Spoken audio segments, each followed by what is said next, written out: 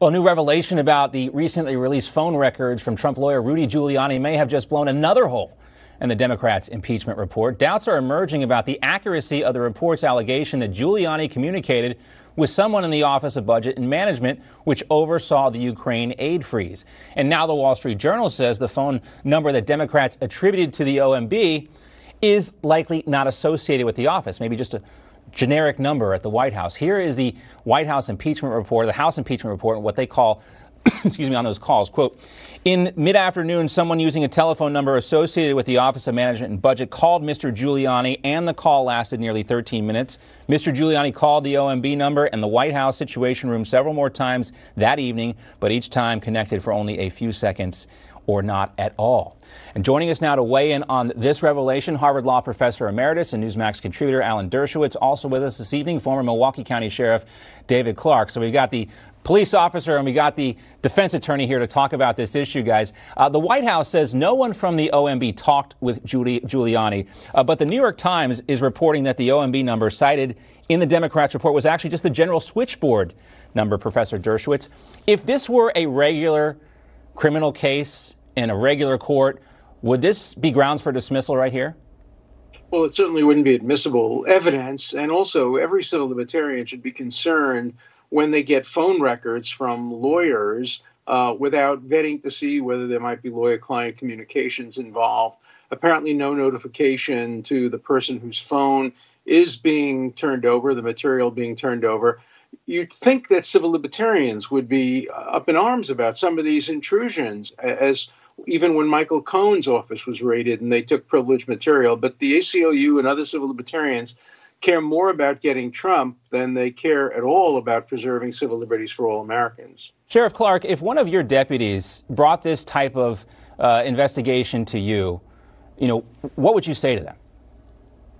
So, that's what I'd say. So, what does it mean? Standing by itself, that stuff means nothing. If you can connect it to something later on, maybe it's a piece of something, but it's not.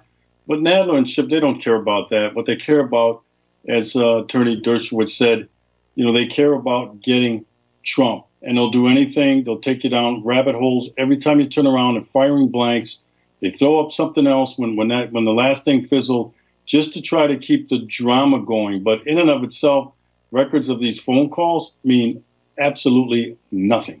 And to your point, go ahead. Sorry, Professor Dershowitz. Just to show how far they go, the idea that they're now claiming that it's ground for impeachment, that the president isn't cooperating in his own impeachment, or that he has told people not to voluntarily submit to subpoenas unless there's a court order. I've been defending people charged with crime for 55 years. I don't cooperate with the investigation. I let them prove their case if they're coming to get me. If I think I want to cooperate, it's a tactical matter. But the Constitution doesn't require a president to cooperate in his own impeachment. That's just so un-American. That's what the Star Chamber was about. You were called in and you were compelled to cooperate in a trial against you. And what the president's done is he said, look, there's a third branch of government, the judicial branch.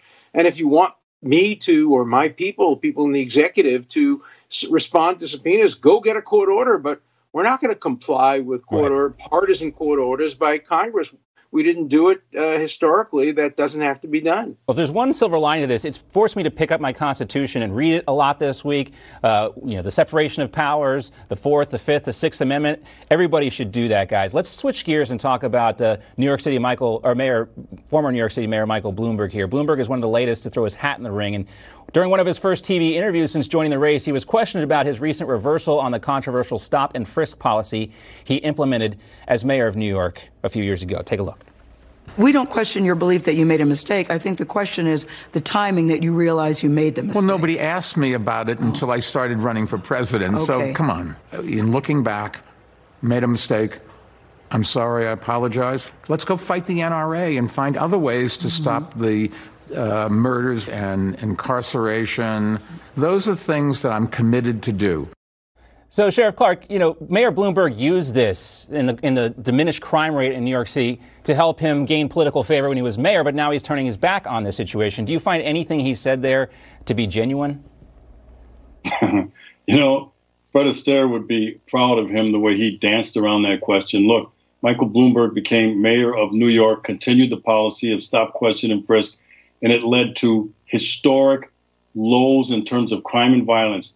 Heather McDonald of the Manhattan Institute did some math, did some research on it, some analysis, and the way the crime rate was going before stop, question, and frisk, she believes that there are in excess of 10,000 Black and Hispanic males alive today because of that crime reduction.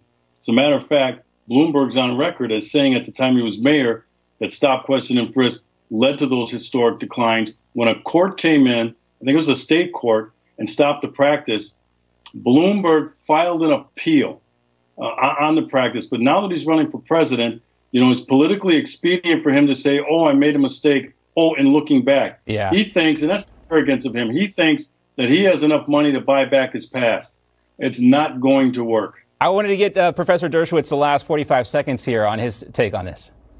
Well, first of all, stop and frisk is very complicated. It does reduce crime, and it raises serious constitutional questions. The United States Supreme Court in Terry versus Ohio upheld stop and frisk if it's used in a proper manner. Whether it's always used properly is a question, but I don't think there's any doubt that I remember in Boston when they used it, and they used it correctly, it really helped to disarm gang members. So I think that Bloomberg would have been smart if he had alerted his listeners to the complexity of the issue and to say, look, as mayor, my primary responsibility was to reduce crime. I did it as mayor. Now I'm running for president. I'm very concerned about the national and broad implications, and I have to study and consider it, and I will follow what the courts have said. It's much too complex for little one-sentence apologies or answers. Yeah. It's one of the hardest questions that law enforcement faces. The saying in politics is if you're explaining, you're losing. It's much easier, I guess, just to apologize and hope it all goes away and everybody forgets about it. But we're not going to let Mayor Bloomberg forget about it. Thanks so much for your time. Great to see you, Professor Dershowitz. David Clarke's going to stick around with us. There's a great column coming up on Newsmax as well. Check it out right now. Newsmax CEO Christopher Ruddy wrote it. It's about where was Alan Dershowitz during the House Judiciary hearing this week. He should have been there. Like Dershowitz, all four testifying were politically liberal, far-left Democrats who did not vote for President Trump in 2016. Dershowitz should have been there. That's on Newsmax.com right now. Check it out. Coming up, Sheriff Clarke sticks around. Let's update everyone on that shooting at the Naval Air Station in Pensacola, Florida. We have confirmed that the shooting suspect was, in fact, an aviation officer in the Saudi Arabian Air Force. Officials say the suspect was a second lieutenant attending the aviation school at the base. Military from around the globe attended the Navy Air Station in Pensacola for this type of flight training. The shooter opened fire in a classroom building, killing 3 people and injuring 8 others before he was gunned down by police. Here was Florida Governor Ron DeSantis earlier today. I think there's obviously going to be a lot of questions about, this individual being a foreign national, being a part of the Saudi Air Force, and then to be here training on our soil to do this. Now, President Trump has been briefed on the situation. He also said he received a phone call from Saudi Arabia's king. Here's the president. The king said that the Saudi people are greatly angered by the barbaric actions of the shooter, and that this person in no way, shape, or form represents the feelings of the Saudi people who love the American people so much. So that was just given to me by the King of Saudi Arabia, and I can tell you it's a horrible thing that took place, and we're getting to the bottom of it.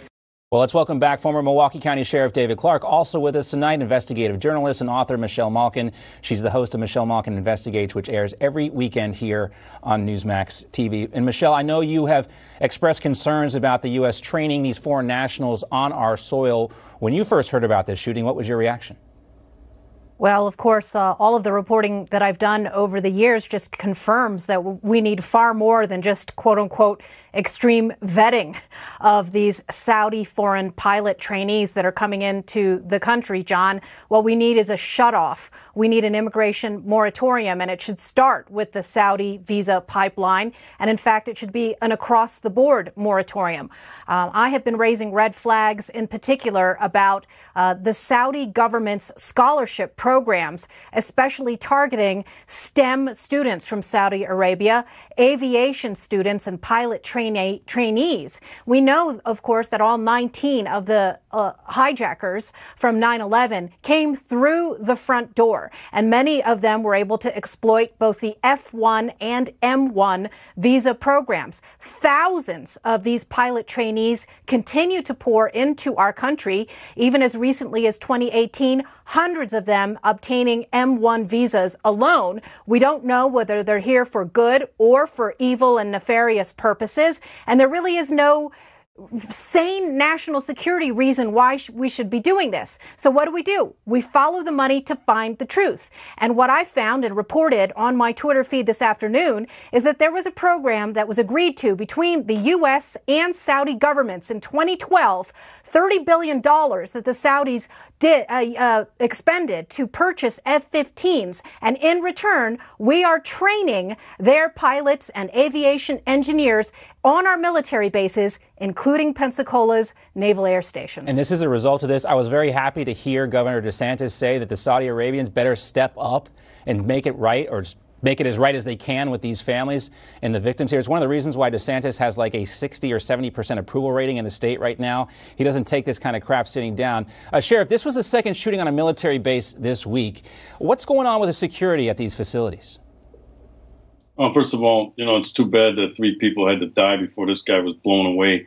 It's really an investigation, and I don't want to jump to conclusions until more information is given out. However, there are a couple things, like Governor DeSantis said, that we need to ask. He said a lot of questions, and I'll say a lot of questions. One, how was this guy able to get a firearm into this installation? Those things are usually heavily fortified, and, it's very difficult to do.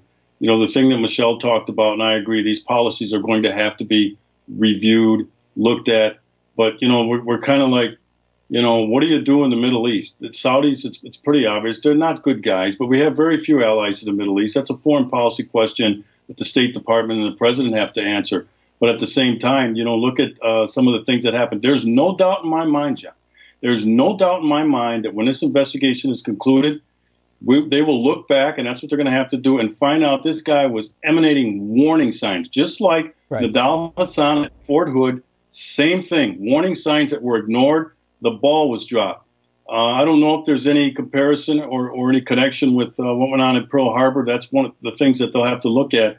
But you can't just look at this and go, oh, well, the guy's dead. Let's just move forward. Right. All of these things should come under the microscope and be re-reviewed. Yeah, I mean, we know in Congress, especially in the Senate, they've talked about ending some of this military aid that we're sending to Saudi Arabia. We've been sending it for years. They're using it for this proxy war with Iran and Yemen. The Saudi Arabian military is not very good. They cannot beat these Houthi rebels. They haven't been able to beat them for years, and that's why a lot of people are questioning this relationship. Michelle, great reporting on this stuff, too, as well, with that F-15 program. And we're talking about doing it with Turkey, too, with these new fighters. Somebody needs to take a closer look at this. Sheriff Clarke, great to see you. We'll speak to you again real soon. Michelle's going to stick around because we're going to talk about Nancy Pelosi right now.